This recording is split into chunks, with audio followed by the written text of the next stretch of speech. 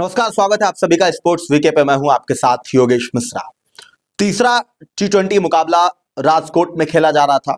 Team India कल toss जीती थी और आमंत्रित किया था उसने इंग्लैंड को बैटिंग करने के लिए।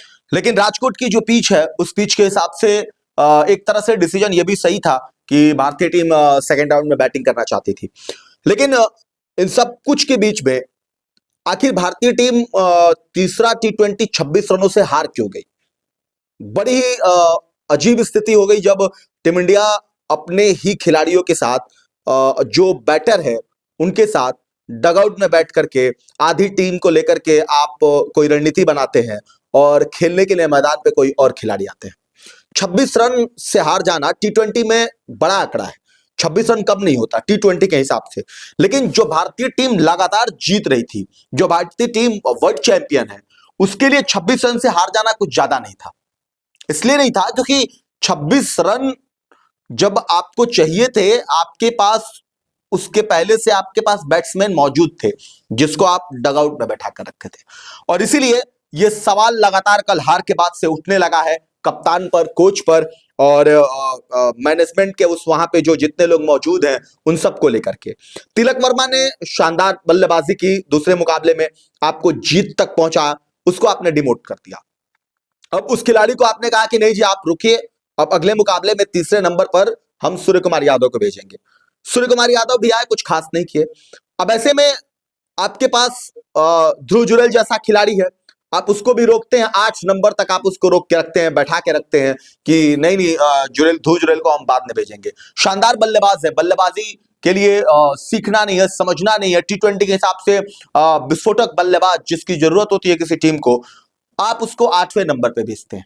अब पता नहीं आपकी इसको लेकर के सोच क्या रही होगी, क्या सोच रहे होंगे आप कि एक पूर्ण रूप से जो बल्लेबाज है आप उसको गेंदबाज की श्रेणी में रख करके उसको उस पायदान पे भेजते हैं, उस नंबर पे भेजते हैं जहां पे उसके आने का कोई मतलब नहीं। अब सवाल उसमें यह भी है कि वॉशिंगटन सुंदर को लेकर के आखिर इतनी सारी चीजें जो हैं वो अक्षर पटेल, वॉशिंगटन सुंदर को पहले क्यों भेजा जाता है ध्रुव जुरैल से? यह सवाल तो बहुत बड़ा है। वॉशिंगटन सुंदर एक पूर्ण रूप से बल्लेबाज की भूमिका, नो डाउट वो गेंदबाजी अच्छा करते हैं, पर अगर आप उनको ये देखते हैं कि वॉशिंगटन सुंदर को हम तीसरे चौथे नंबर पे भेजें और वो शानदार बल्लेबाजी करें, तो मुझे लगता है कि ये शायद आपकी सोच इंग्लैंड के खिलाफ लेके नहीं आनी चाहिए। आप कुछ किसी ऐसे मुकाबले में उनको दीजिए जहां पे आपको लगता है कि अगर आप हार भी गए तो आपके लिए कोई बहुत मायने नहीं रखता। हार हार होती है, हर हार मायने रखती है, लेकिन जब आपकी ऐसी सोच में हो, इंग्लैंड जैसी टीम के सामने जब आप खेलते हैं, 2 मुकाबले जीतने के बाद इंग्लैंड मुकाबले में नहीं थी, कल का मुकाबला जीतने के बाद इंग्लैंड मुकाबले में आ गई, एक मुकाबला उसने जीत लिया, अभी भी 2 मुकाबले बाकी हैं। हो सकता है कि सीरीज भी जीत जाए, हो सकता है बराबरी भी हो, लेकिन जो भी रिजल्ट आगे के लिए निकलेगा, फिलहाल हम कल निरंजन शाह स्टेडियम में जो मुकाबला वो उसको लेकर बात कर रहे हैं। 26 रनों से हार हुई है जिसपे, और इंग्लैंड ने पहले बल्लेबाजी करते हुए अच्छा रन बना, लेकिन इतना भी नहीं था कि आप उसे बना नहीं सकते थे। 3 चीजों को बहुत आसानी से मैं आपको समझाऊंगा। 3 चीजें जो है बहुत महत्वपूर्ण है जहां पे मुझे लगता है कि कल के मुकाबले में ये कोच गंभीर का या सूर्य कुमार यादव का फेलियर रहा। पहला तो यह है कि जब आप टॉस जीते तो आपने ओस को ध्यान में रख करके आपने बल्लेबाजी चुनी थी, गेंदबाजी चुनी थी। आपको वहां बल्लेबाजी कर लेना था। जब आपके सामने बड़ी टीम है, तो इंग्लैंड की टीम है, आपके पास बल्लेबाज भी पर्याप्त है, तो आप पहले बल्लेबाजी कर करके आप स्कोरबोर्ड पे बड़ा रन बना सकते थे, तो आप निश्चिंत हो सकते थे, क्योंकि आप ज्यादातर गेंदबाज के साथ ही खेल रहे हैं। आप ज्यादातर गेंदबाजों का, आप वैसे लोगों को आपने चयन किया है जो वॉशिंगटन सुंदर ले लीजिए, अक्षर पटेल ले लीजिए, इसके बाद बाकी जो गेंदबाज है, कल शमी भी खेल रहे थे, तो वो इन लोगों को लेके आप रवि बिश्नोई हैं, तो आपने इनका चुनाव तो इसीलिए किया है कि अगर सेकंड इनिंग में आप गेंदबाजी करें तो आपको मदद मिले। तो आपने पहली टॉस जीत करके इंग्लैंड को आमंत्रित कर दिया।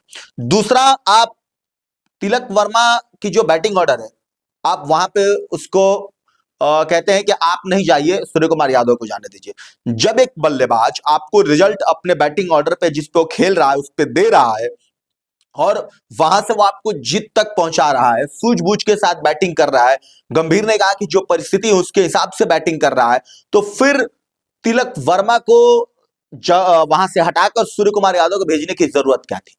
इतना सारा एक्सपेरिमेंट अगर आप मुकाबले के बीच में करेंगे तो हार तो होगी ही। उसके साथ साथ वॉशिंगटन सुंदर को भेजना और ध्रुव जुरैल को नहीं भेजना, 8वें नंबर तक वेट कराना, डगआउट पे बैठाना, ये भी आपका फेलियर है। जब आपके पास पूरा बल्लेबाज है और वॉशिंगटन सुंदर से बेहतर बल्लेबाज है, तो मुझे लगता है कि आप वॉशिंगटन से पहले ध्रुव जुरैल को भेजना चाहिए था। चौथी जो सबसे बड़ी फेलियर है कि आप शिवम दुबे को टीम में आपने चयन किया है। शिवम दुबे को आप टीम में इसलिए लिए हैं कि वो बतौर बैटर है, आपने उनका सिलेक्शन इसीलिए किया है। अब अगर आप वॉशिंगटन सुंदर से 1 या 2 ओवर ही कराना है, पिछले मुकाबले में भी उन्होंने 2 ओवर डाला, इधर भी वही यार, अगर 1 ओवर 2 ओवर वॉशिंगटन सुंदर से ही कराना है, तो फिर क्यों भाई वॉशिंगटन सुंदर को आप ले रहे हो? आपको सीधे शिवम दुबे को ले लेना चाहिए, जो बैटिंग करता है और वो बेहतरीन बल्लेबाज है और विस्फोटक बल्लेबाज है। तो वैसे टी20 में वैसे प्लेयर को ही जरूरत होती है। इन सारी चीजों को जब आप तय कर रहे हैं, तो ये समझ में नहीं आ रहा है कि आप बीच मैच में इन सारी चीजों को इस तरीके से क्यों तय कर रहे हैं। सबसे उसके साथ साथ सबसे बड़ा जो सवाल है वो ये है कि गौतम गंभीर के दिमाग में ये बात चल रही है या सूर्य कुमार यादव के दिमाग में ये बात चल रही है कि लेफ्ट एंड राइट कॉम्बिनेशन के साथ आप मैदान पे उतारिए। देखिए टी20 में ना मेरे हिसाब से कोई मायने नहीं रखता, इसका कोई मतलब नहीं है। और मतलब इसलिए नहीं है कि अगर आपका राइट हैंड बैट्समैन अगर बेहतर बल्लेबाजी कर रहा है, तो आप ऐसा थोड़ी है कि आप उसको बैठा के लेफ्ट हैंड बैट्समैन को खिलाने के लिए भेजोगे। Left hand right hand combination matter करता है। अगर आप टेस्ट खेलते हैं, वनडे खेलते हैं, टी20 में भी कभी कभार मैटर करता है। आपने पूरा का पूरा वो एक प्रारूप ही तैयार कर दिया कि नहीं जी, एक लेफ्ट हैंडर जा रहा है तो एक राइट हैंडर। अब मेरा सवाल इसीलिए वहां पे हो जाता है कि जब ध्रुव जुरैल बैटिंग कर रहे थे, उस समय आपके पास क्या ऑप्शन था? लेफ्ट एंड राइट कॉम्बिनेशन तो नहीं था, हम दोनों को करना ही था। जब आप उन्होंने 8वें नंबर पे भेजा था, तो परिस्थिति वो डिमांड कर रही थी, वहां पे आपको पूर्ण रूप से जो बैट्समैन है उसको बैठा के रखना और फिर ये कहना कि left and right hand combination के साथ आप मैदान को उतरना चाहते हैं, तो ये आपका फेलियर है। और ये सब चीजें करना इसलिए भी सही नहीं है क्योंकि एक रणनीति मुकाबले के बीच में जब आप 2 मुकाबला जीत गए हैं और एक मुकाबला तो आपने बहुत एक तरफा जीता, दूसरा मुकाबला थोड़ा आपने लड़ाई के साथ जीता, तीसरे मुकाबले में आपने हथियार डाल दिए। आपने कहा कि नहीं नहीं हम थोड़ा एक्सपेरिमेंट करेंगे। अब मुझे पता है कि गौतम गंभीर के दिमाग में क्या चल रहा है, मुझे पता है गौतम गंभीर यही सोच रहे थे कि अगर जाना होगा तो एक मुकाबला हारेंगे, चौथे में फिर से लड़ेंगे और वहां जीत जाएंगे तो सीरीज जीत जाएंगे, मतलब दोनों में से अगर एक भी जीतते हैं तो सीरीज जीतते हैं।